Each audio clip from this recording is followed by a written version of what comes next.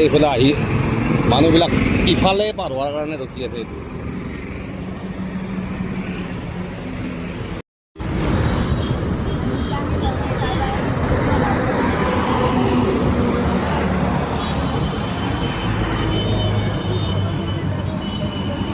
তেতেলিয়াৰ nursery, এইখিনি nursery চক।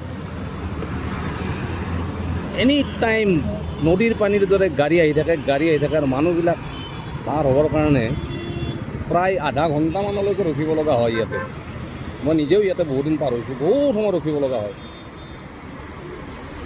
Nursery Tetelia বটানগৰলৈ যোৱা ৰাস্তা, এইটো ৰাস্তাৰে এইপিনে এনেকৈ মালিগাঁও ওলাব পাৰি। এই নাৰ্চাৰী চক, এইটো নাৰ্চাৰী চক।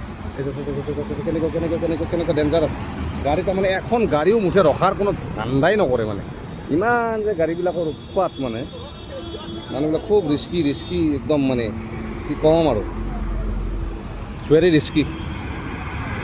এখন গাড়ীও ব্ৰেক মাৰাৰ চিন্তা নকৰে মানে।